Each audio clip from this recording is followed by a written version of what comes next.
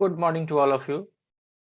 आज हम लोग 11th क्लास के लेक्चर जो कर रहे हैं जिसमें फाइनल अकाउंट बनाना सीख रहे हैं, उसमें अभी तक हम लोगों ने ट्रेडिंग अकाउंट्स को डिस्कस किया है, उसके कुछ एग्जाम्पल को भी डिस्कस किया है।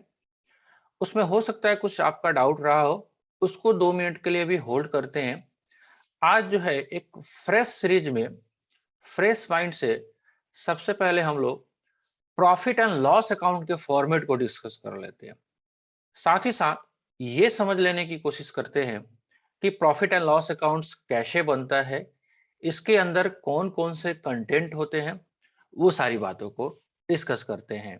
राइट, तो चलिए, आशा है ये आपसे कि आपका जो है ट्रेडिंग अकाउंट्स नहीं 100% तो नियर अबाउट 100% तो जरूर समझ में आया होगा।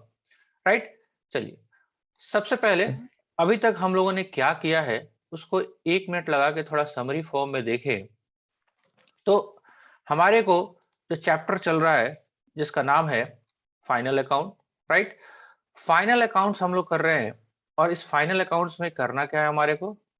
इस फाइनल अकाउंट्स में हमको 3 काम बेसिकली करने हैं। हमको सीखना है ट्रेडिंग अकाउंट्स को प्रिपेयर करना, उसके बाद हमें सीखना है प्रॉफिट एंड लॉस अकाउंट को लॉस प्रिपेयर करना, और उसके बाद हम लोग बैलेंस शीट को भी प्रिपेयर करना सीखेंगे।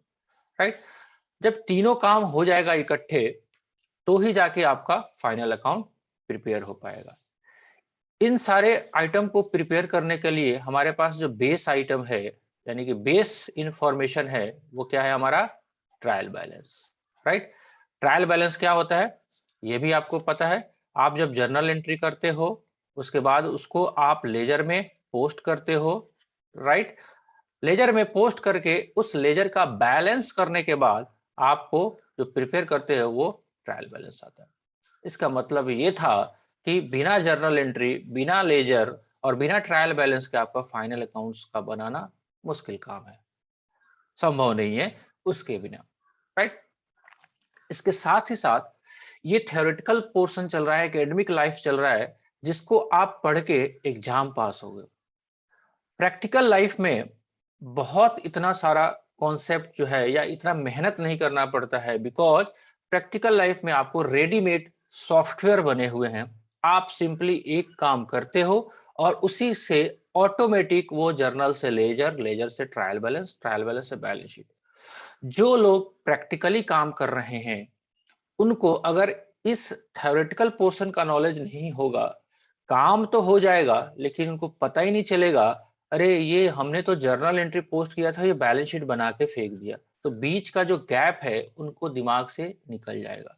तो कोई भी चीज को, काम को आसान करने के लिए सॉफ्टवेयर बनाया गया है, लेकिन कॉन्सेप्ट डेवलप करने के लिए आपको एकेडमिक लाइफ में नॉलेज होना बहुत जरूरी है। राइट, चलिए, तो हम लोगों ने इस कड़ी में ट्रेडिंग अकाउंट्स को पढ़ लिया है। राइट, ट्रेडिंग अकाउंट्स को जब हमने पढ़ा तो हमारा फोकस या ऑब्जेक्टिव क्या था। ट्रेडिंग अकाउंट्स को हमको करने का ऑब्जेक्टिव क्या था, हमने डिटरमिन किया था gross margin of the organisation.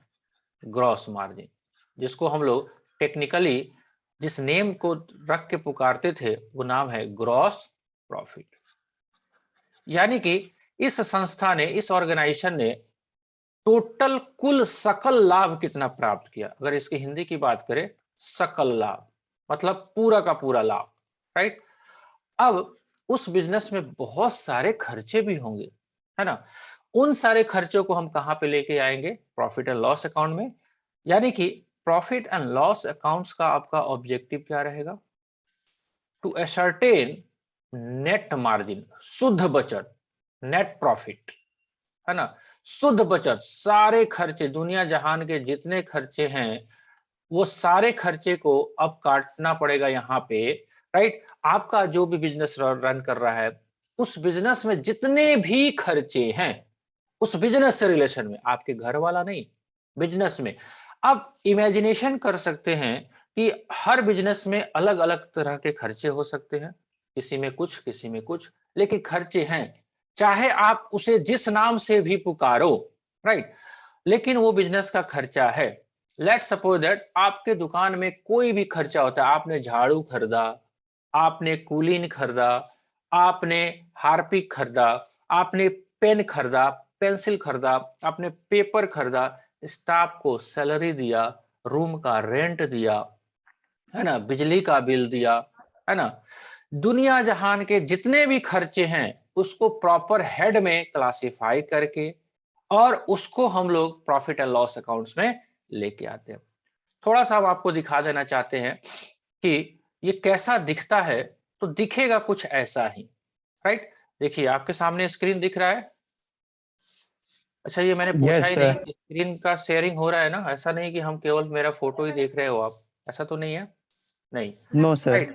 देखिए जब हमने ट्रेडिंग अकाउंट्स बनाया था, अगर ध्यान से देखोगे तो ट्रेडिंग अकाउंट्स में क्या आया था? Gross profit. और ग्रॉस प्रॉफिट किस साइड आ रहा था? इस साइड में। यहाँ पे लिखते भी थे ग्रॉस प्रॉफिट, राइट।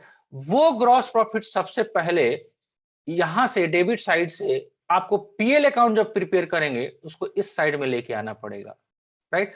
क्योंकि जो आपने ग्रॉस मार्जिन कमाया है उसी से आगे बात बढ़ेगा। देख रहे हैं? ठीक है। यानी कि ट्रेडिंग अकाउंट्स बना के जो हमने ग्रॉस प्रॉफिट कमाया था कुछ ऐसा होगा। देखिए यहाँ पे ग्रॉस प्रॉफिट आपने कमाया, देख रहे हैं आप। ये जो ग्रॉस प्रॉफिट कैसे कमाया? आपने ट्रेडिंग अकाउंट्स को प्रिपेयर किया। आप देखें एक मैंने प्रैक्टिकल एग्जांपल भी लिया हुआ है। जैसे मैंने यूट्यूब चैनल के नाम से ही एक बैलेंस शीट्स बनाने की कोशिश की है, तो उसका ट्रेडिंग अकाउंट बनाया है gap financial services, proprietor Sudhendra Kumar Jha, उनका पैन नंबर। ये क्या है? Trading accounts. और साथ ही साथ मैंने लिखा है पीएल अकाउंट। तो इसको अभी होल्ड करिए आप। ऐसा इसलिए क्योंकि हमने एक ही फ्रेम में बनाने की कोशिश की है।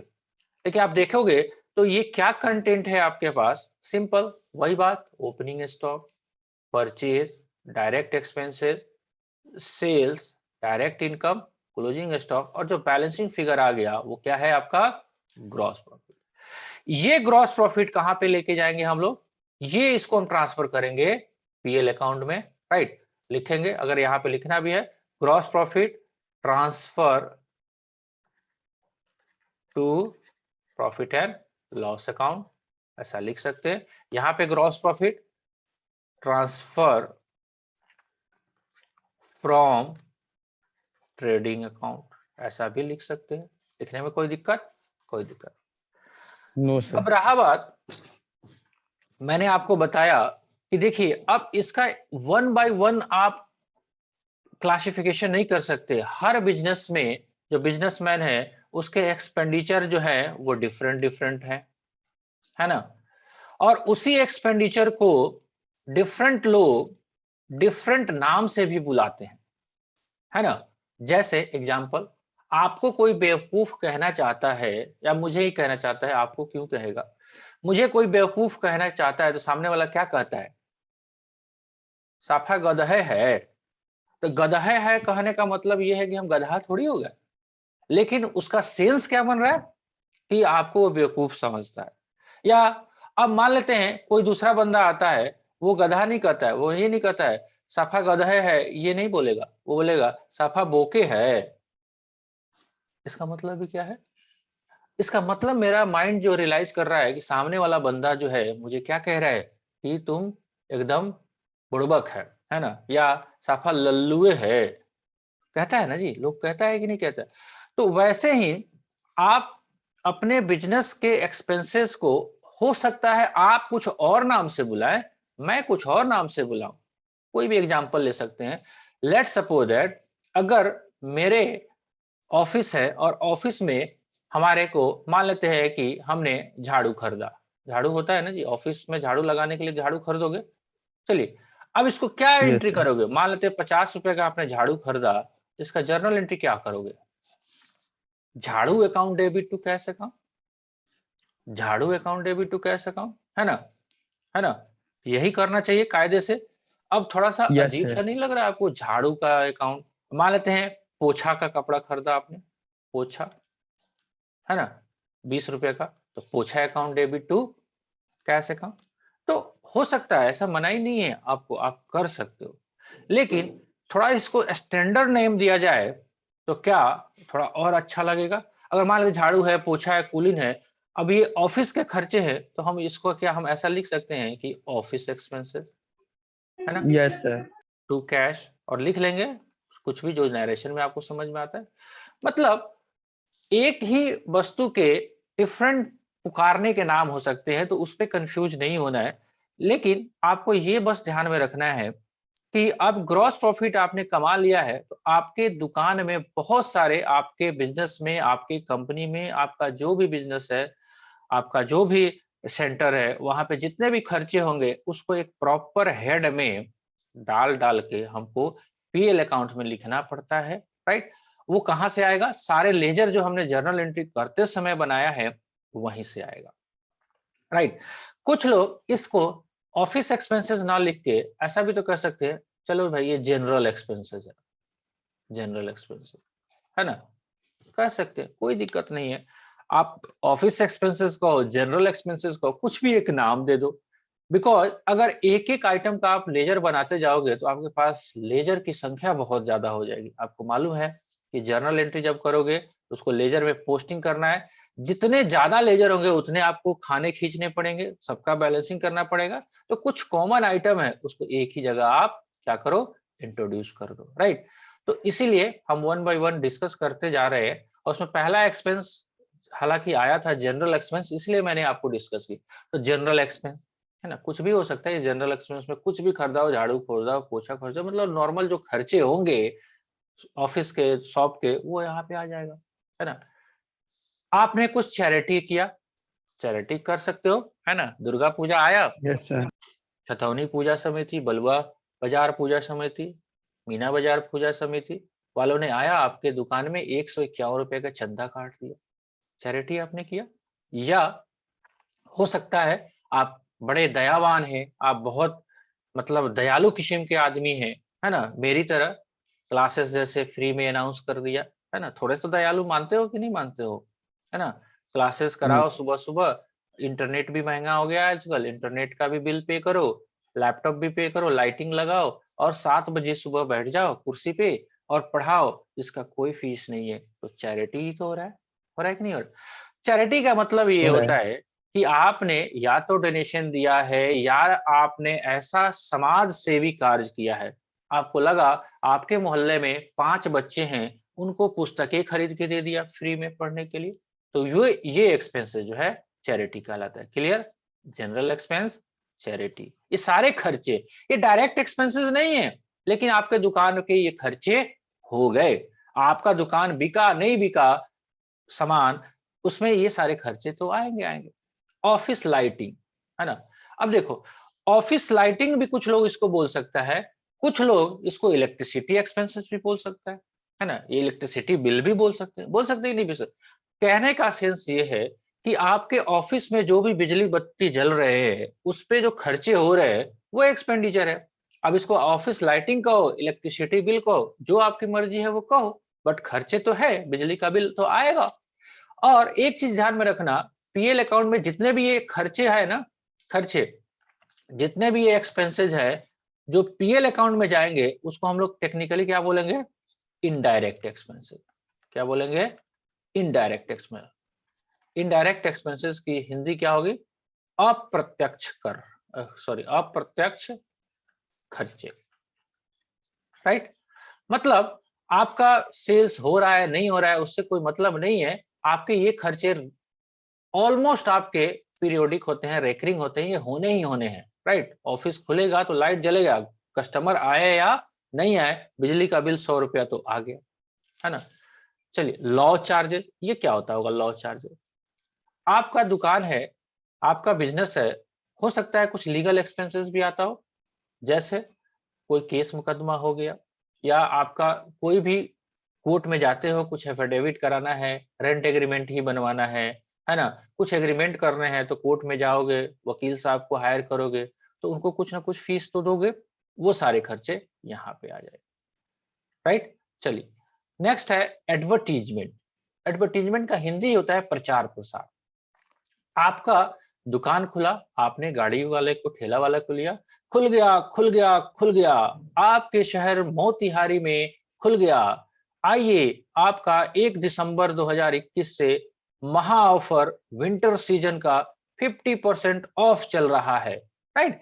तो अब ये प्रचार आप करवा रहे हो, पॉम्पलेट बंटवा रहे हो लोगों को हाथ में, है ना? या न्यूज़पेपर में आप एडवर्टाइजमेंट छपवा रहे हो, टीवी चैनल पे चला रहे हो, कहीं भी करवाओ, आपका वो खर्चे हैं कि नहीं है? उसको हम क्या बोलते हैं? एडवर्टाइजमेंट। चलिए कुछ-कुछ समझ में आ रहा है, कनेक्ट कर पा रहे हैं या बाउंस कर रहा है? हाँ जी, समझ में आ रहा है सर। समझ में आ रहा है? चलिए, बैंक चार्जेज़, ये क्या होता होगा बैंक चार्जेज़? आपका बैंक अकाउंट है, बैंक वाले से आप चेक लेते हो, देते हो या पैसा जमा करते हो तो देखते होंगे आपका बैंक चार्जेज़ कुछ काटता है, ₹2, ₹4, एसएमएस आता है आपके मोबाइल पे, इंटरनेट बैंकिंग यूज़ करते हो। तो बैंक वालों ने लेट्स सपोज़ दैट कुछ पैसे आपसे चार्ज करना शुरू किया, राइट? अब जो पैसे चार्ज हो रहे हैं, वो आपके खर्चे हैं। तो खर्चे हैं, तो क्या करोगे उसको? उसको तो लिखोगे, है ना जी? यस। ठीक है? चलिए, बैंक चार्जेज़, कमीशन क्या होता होगा? कमीशन, आपका दुकान जो चल रहा है, उस दुकान को चलाने के लिए ऐसा भी हो सकता है कि आपका कुछ कमीशन देना पड़ता हो लोगों को, है ना? ऐसा देखो भाई, आप है ना 5 गो बच्चा लेके आएगा ना, तो हर बच्चा पे 50-50 रुपया देंगे, है ना? तो वो कमीशन हुआ कि नहीं हुआ? हम अपने सेल्स को हुआ। प्रमोट करने के लिए एक्सपेंडिचर, क्या ये गलत है? आंसर इज नो, ये इलीगल नहीं है। हम अपने बिजनेस को बढ़ा रहे हैं, जो कस्टमर लेके आएगा, उसको हम सर्टेन कमीशन अगर देने का प्रावधान रखते हैं, तो वो पैसे जब देंगे, तो खर्चे में लिखे जाएँगे कि नहीं लिखे जाएँगे? चलिए, ठीक है। लिखे जाएँगे। नेक्स्ट है rent, rate and tax. Rent 3 item है इसमें, रेंट, रेट एंड टैक्स। 21 चीज़ की बात कर रहा है। रेंट क्या होता है? मान लेते हैं आपका ऑफिस या आपका दुकान जो है किराए के घर में है, मकान मालिक आपसे किराया लेता है, लेट्स सपोज 2500 का महीना लेता है। तो 2500 का महीना लेगा, तो साल भर में पूरा 30,000 रुपया आपसे लेगा कि नहीं लेगा? लेगा। वो हो गया रेंट। लेकर। रेंट, ठीक है। कभी-कभी अब ये रेट और टैक्सेस क्या है? क्या ये इनकम टैक्स जीएसटी है? Answer is no. ये रेट और टैक्सेस क्या है? जो मकान आपने किराए पे लिया हुआ है, ऐसा हो सकता है उस मकान मालिक से आपका एग्रीमेंट ये हो कि भैया किराया तो देना ही देना, इसका नगर पालिका का जो शुल्क होता है, होल्डिंग टैक्स होता है या म्युनिसिपैलिटी टैक्स होता है, राइट? वो भी आप ही को दे देने हैं। तो शहर में आपका घर है, लेट्स सपोज इट आपका मोतिहारी में घर है, तो मोतिहारी नगर नगर पालिका, अब नगर पालिका नहीं, नगर परिषद जो है, एक आके पर्ची काटती है साल भर में कि देखिए जी आपका इस घर का टैक्स हुआ 2000 रुपया। वो अगर आपने पे किया है, आपका एग्रीमेंट में अगर लिखा हुआ है, तो उसी को हम लोग बोलते हैं रेट एंड टैक्सेस। ठीक है? चलिए, नेक्स्ट है इनडायरेक्ट एक्सपेंसेस। देखो ये सारे एक्सपेंडिचर जो हम बात करें सब इनडायरेक्ट एक्सपेंडिचर ही है, लेकिन अगर आपके अपने लेजर बनाया हुआ है कि कुछ ऐसे एक्सपेंडिचर भी है जो इनडायरेक्ट नेचर के हैं, वो भी इस पे लिख लेना। प्रिंटिंग स्टेशनरी, हाँ जी, ये क्या होता है प्रिंटिंग स्टेशनरी? दुकान है तो आपने पेन पेंसिल रजिस्टर खरीदा, है ना? प्रिंटर आप चला रहे हो, प्रिंट आउट बिल प्रिंट करते हो, उसके लिए A4 पेपर आता है सेंचुरी का, वो आपने खरीदा। यानी कि कागज पत्तर में जो भी आपने पेन पेंसिल स्केल कार्बन, है ना, बिल छपवाया, वो सारे खर्चे प्रिंटिंग एंड स्टेशनरी में आते हैं। स्टेशनरी उसी को बोलते ही हैं, पेन पेपर को। ये सारे हेड भी आपको डिसाइड करने पड़ते हैं, प्रॉपर हेड भी होना चाहिए, राइट? ये भी कवर अप हो गया प्रिंटिंग स्टेशनरी। नेक्स्ट है आपका कैरेज आउटवार्ड। ये तो डिस्कस हुआ है बड़ा भयंकर तरीके से। कैरेज इनवार्ड आपका कहाँ पे था? ट्रेडिंग अकाउंट में। वहीं पे बताया गया था आपको कैरेज आउटवार्ड आए तो उसको कहाँ पे भेजना? पीएल अकाउंट में। कैरेज आउटवार्ड का मतलब ही होता है जो आपने बिक्री किया है सामान, उस पे जो भाड़ा दिया है, वो आपका एक्सपेंडिचर यहाँ पे। नेक्स्ट है ऑफिस एक्सपेंसेस। अब वही बात है, आप जनरल एक्सपेंसेस बोलो या ऑफिस एक्सपेंसेस बोलो, जो ऑफिस के खर्चे हैं वो, राइट? नेक्स्ट है fire insurance premium. Fire insurance premium क्या होता होगा? आपका दुकान है, आपने उस दुकान का प्रीमियम करा रखा है कि भैया कल को फ्यूचर में कभी आग वाग लग जाए, तो जो मेरा नुकसान हो वो इंश्योरेंस कंपनी पे करे। तो उसके लिए आपको इंश्योरेंस कंपनी को कुछ पैसे देने पड़ते हैं, जैसे LIC कराते हैं लाइफ का, वैसे ही दुकान, शॉप, गोडाउन का भी इंश्योरेंस होता है। तो उस इंश्योरेंस को कराओगे तो कुछ पैसे देने पड़ेंगे, जो कि फ्यूचर में कुछ अनसर्टेनिटी हुई, कुछ मिस हैपनिंग हुई, तो उसको आप रिकवर कर सको। तो वो खर्चे कहाँ पे आएंगे? फायर इंश्योरेंस प्रीमियम में। Clear? Telephone expenses, yes sir. Although अब तो टेलीफोन रहा ही नहीं, लेकिन फिर भी टेलीफोन, ये मोबाइल फोन को नहीं बोलते, टेलीफोन किसको बोलते हैं? जो वो रिसीवर रहता है BSNL का। तो टेलीफोन एक्सपेंसेस कहिए या टेलीफोन एंड मोबाइल एक्सपेंसेस भी कहिए, तो व्यापार है तो बिना फोन के तो व्यापार होता नहीं है। होता है क्या? ग्राहक से पैसा लेना, फोन करना, नो ये सर। माल भेज दो, वो माल ले लो, वो पैसा दे दो, तो फोन का बिल तो आएगा। आएगा कि नहीं आएगा? मोबाइल का रिचार्ज तो होगा। वो सारे खर्चे इसमें आ जाएंगे। अब देखिए एक और भी आ रहा है आइटम, एस्टेब्लिशमेंट एक्सपेंसेस। एस्टेब्लिशमेंट का मतलब ही होता है आपका जो एस्टेब्लिशमेंट है, यानी कि दुकान है, उसके सारे खर्चे। तो आपके ऊपर है कैटेगराइजेशन करना। आपका झाड़ू पोछा वाला खर्चा इधर भी डाल सकते हो, जनरल में भी डाल सकते हो, या ऑफिस एक्सपेंसेस में डाल सकते हो। ये प्रॉपर है, मैंने शुरुआत में ही बोला है। हर बिजनेसमैन अपने हिसाब से अपने अपने खर्चे को वो क्लासिफिकेशन कर सकता है। मिसलेनियस एक्सपेंसेस अब ले लो, कुछ ऐसे खर्चे जो कहीं हेड नहीं बन पाया, छोटे मोटे टुन्नू पुन्नू खर्चे, है ना? कुछ हो गया, मान लेते हैं कुछ भी हुआ, दुकान के कुछ भी खर्चे हो गए जो मिसलेनियस आइटम में आप डालने के लायक हो, वो कर देना। ट्रेवल्स, ट्रेवलिंग एक्सपेंसेस, वो डिस्कस हो गया था आपको। ट्रेवलिंग किसको बोलते हैं? जब लाइव पर्सन वो बिजनेस के पर्पस के लिए बाहर जाता है, आउट स्टेशन, उसके जो खर्चे होते हैं। रिपेयर एंड मेंटेनेंस, रिपेयर क्या होता है? आपके पास कुछ कंप्यूटर है, लैपटॉप है, दुकान में इन्वर्टर है, बैटरी है, पंखा है, उसको खराब हो गया, बनवाया आपने, उसको मैकेनिक को जो पैसे दिए, वो सारे रिपेयर एंड मेंटेनेंस में आ जाएंगे। तो ये डेबिट साइड वाला जो आइटम हमने डिस्कस किया, ये सारे आइटम क्या है? ये सारे हैं, इसको कॉमन में बोला जाए तो ये सारे इनडायरेक्ट एक्सपेंसेस है, राइट? कुछ इनडायरेक्ट इनकम भी हो सकते हैं। लेट सपोज देखिए क्रेडिट साइड में, जैसे आपका सेल परचेज तो करते ही, वो आपका मेन काम है, लेकिन कुछ पैसे उसमें से बच गए तो बैंक में FD कर दिया हुआ है 50,000 रुपया। अब 50,000 रुपया जो FD कर दिया, 1 लाख FD कर दिया, और उस पे जो ब्याज आ रहा है, आपका दुकान खुलता है नहीं खुलता है कोई मतलब नहीं है, ब्याज तो आएगा आएगा। वही कह रहा है इंटरेस्ट ऑन इन्वेस्टमेंट, यानी कि आपने FD की कर दिया, बिजनेस में से पैसा निकाल के उस पे जो कुछ ब्याज आया वो। सन्ड्री रिसीट, है ना? कोई कहीं से पैसा आ गया जो आपको पता नहीं चला, कोई आया बोलता है कि ले लीजिए ना 5,000, अब वो बाकी था तो ले लो भाई, पैसा कौन आ रहा है तो कौन छोड़ेगा। डिस्काउंट रिसीप्ट, आपने जहां से सामान खरीदा है, वो बंदा कहता है जाना तोरा के 6200 माफ किए, तोरा के छोड़ दिए, तो छोड़ दो भाई, आपको भी कमीशन मिल सकता है। आपने कोई काम ऐसा किया जिसमें आपके पास सामान नहीं था, लेकिन आपको कहीं से सामान का अरेंजमेंट कर दिया, कुछ बंदे ने, उस बंदे ने कमीशन दे दिया। मोटा मोटी ये सारे आइटम जो है वो है इनडायरेक्ट इनकम, है कि नहीं? तो हमको क्या करना है, सिंपली अगर हम PL अकाउंट्स बनाएंगे, तो अगर शॉर्ट में आपको हम बताएं, तो प्रॉफिट एंड लॉस अकाउंट जब बनाओगे आपको, तो कैसे बनेगा? यहाँ पे बनेगा profit and loss account, right? ऐसा फॉर्मेट खींचना। यहाँ पे क्या आएगा? By gross profit. कहां से आएगा ये? फ्रॉम ट्रेडिंग अकाउंट, यहाँ पे लिख लेना, राइट? यहाँ पे इसके साथ ही साथ और क्या आ जाएगा? बाई इनडायरेक्ट इनकम, कुछ अप्रत्यक्ष आय है वो यहाँ पे लिख लीजिएगा, राइट? इधर क्या हम लोग लिख लिखेंगे? टू इनडायरेक्ट एक्सपेंसेस, जो भी दुनिया जहान के जितने सारे खर्चे होंगे वो यहाँ पे लिख लेंगे, राइट? और जो बैलेंसिंग फिगर आएगा वो कहलाएगा नेट प्रॉफिट, राइट? अभी हम लिख दे रहे हैं यहाँ पे ट्रांसफर टू बैलेंस शीट, ये जाएगा बैलेंस शीट, ये बैलेंसिंग फिगर। पॉजिटिव पॉजिटिव सोचते हैं। कब नेट प्रॉफिट कब आएगा? जब आपका क्रेडिट का समेशन ज्यादा है डेबिट के समेशन से, तभी आपका नेट प्रॉफिट आएगा। अगर उल्टा हुआ तो नेट लॉस हो जाएगा, राइट?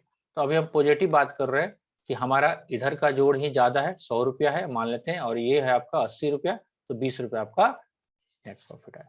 तो बहुत मुश्किल काम नहीं है, धीरे धीरे और भी हेड मिलेंगे, इसका कोई अंत नहीं है, अनंत है, कितने भी हेड हो सकते हैं। तो जैसे जैसे आप क्वेश्चन करते जाएंगे वैसे वैसे आपको हेड आपको मिलते जाएंगे। चलिए, तो एक काम मैंने किया, अब आपके होमवर्क में एक ही काम रहता है आज का, वो ये है कि जो आपका पीएल अकाउंट हमारे क्वेश्चन में 11 नंबर पे है, आपके यहाँ जो भी है उसके ऊपर एक क्वेश्चन पहले घर पे करेंगे, 2-3 दिन हम लोग इसके और कुछ एग्जाम्पल को देखेंगे। और रिक्वेस्ट है, अगर इस वीडियो को एक बार और आप देख लीजिएगा, तो लाइव में जो आपको डाउट अगर रह गया हो, कोई चीजें दिमाग से निकल गई हो, तो आपको पता चल जाए। ठीक है, चलिए, तो आई यस सर। थिंक आज के लिए इतना काफी है, राइट। Yes sir. कल हम लोग फिर लेक्चर में मिलेंगे, राइट। जो डाउट अगर आपका पीछे का रह गया उसको मार्क करके रखेंगे, कल उसको भी आप पूछ लेंगे, राइट। मिलते हैं हम लोग कल के लेक्चर में। आज के लिए इतना ही। Thank you for joining us और thank you for watching the video. मिलेंगे हम लोग नए जोश और जुनून के साथ कल की कक्षा में। तब तक के लिए गुड बाय।